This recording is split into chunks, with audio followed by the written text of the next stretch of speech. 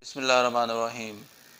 حضرت بو علی سینا کہا جاتا ہے کہ حضرت بو علی سینا کو اپنے ابتدائی ایام میں، لڑکپن کے ایام میں علم سے انتہائی رغبت تھی۔ وہ علم کی پیاس جو ہے بجھانے کے لیے جہاں سے بھی انہیں علم ملتا تھا وہ علم حاصل کرنے کے لیے تیار ہو جاتے تھے۔ انہوں نے علم حاصل کرنے کے لیے پہلے ایک سبزی فروش سے رابطہ کیا اور ان سے علم حاصل کیا۔ آج سے 1000 سالہ پرانا دور اور آج سے 1000 سالہ پرانی تاریخ میں عظیم نام حضرت بو علی سینا نے جب سبزی فروش سے علم حاصل کر لیا تو ان کو بتایا گیا کہ وہ مزید علم جو ہے اگر حاصل کرنا چاہتے ہیں تو انہیں وقت کے جو بادشاہ ہیں ان کی لائبریری تک رسائی حاصل کرنا پڑے گی۔ تو جو بادشاہ جو ہے ان کو ایک بیماری لاحق ہے، بڑی آنت کی بیماری، اگر وہ اس کا علاج کر دیں تو بادشاہ انعام کے بدلے میں لائبریری تک رسائی دے سکتے ہیں۔ اس زمانے میں یہ پریکٹس تھی کہ جو لائبریریز تھی ان تک صرف امراء، بادشاہ اور وزراء جو ہے صرف ان کی رسائی ہوتی تھی، عام آدمی لائبریریز تک رسائی حاصل نہیں کر سکتا تھا، علم تک رسائی حاصل نہیں کر سکتا تھا۔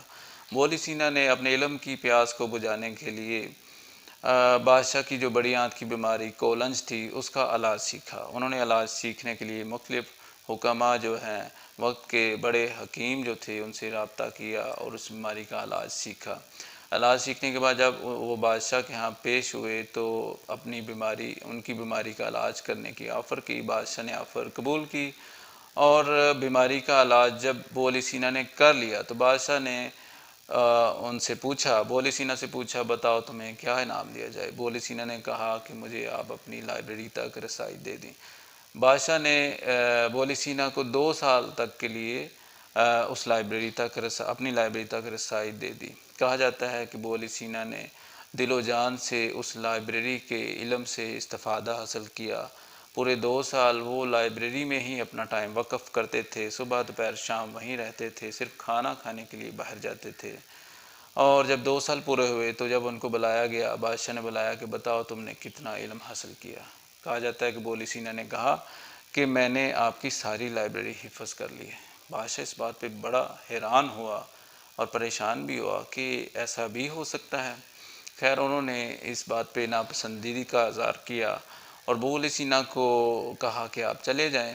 تو کہا جاتا ہے کہ بو علی سینا نے اس کے بعد اور قاہرہ اور دوسرے علاقوں کی یونیورسٹیز میں تعلیم حاصل کی، علم حاصل کرنے کی پیاس جو ہے اس پہ کام کرتے رہے، علم حاصل کرتے رہے۔ کہا جاتا ہے کہ بو علی سینا نے اس کے بعد 500 کتابیں لکھیں، اتنا علم حاصل کرنے کے بعد 500 کتابیں لکھیں اور آج کی جدید میڈیکل سائنس کے فاؤنڈر جو ہیں ان کو تصور کیا جاتا ہے۔ میڈیکل سائنس کے بانیوں میں بو علی سینا کا شمار ہوتا ہے۔ تو یہ واقعہ یہ ہمیں بتاتا ہے کہ عظیم اسکالر جو مسلم اسکالرس تھے ان کو علم سے کتنی زیادہ وابستگی تھی اور آج بھی 1000 سالہ تاریخ کے بعد بھی ان کا نام رہتی دنیا تک زندہ رہتا ہے۔ Readers are the leaders and یہ بات بھی بڑی کلیئر ہے کہ reading nations are the leading nations. Research میں جو لوگ آگے ہیں، ڈیولپ کنٹریز جو ریسرچ میں ٹیکنالوجی میں آگے ہیں وہی اس دنیا کو لیڈ کر رہے ہیں۔ انہی اسکالرز کا نام زندہ ہے جو علم سے رغبت رکھتے تھے۔ Thank you very much.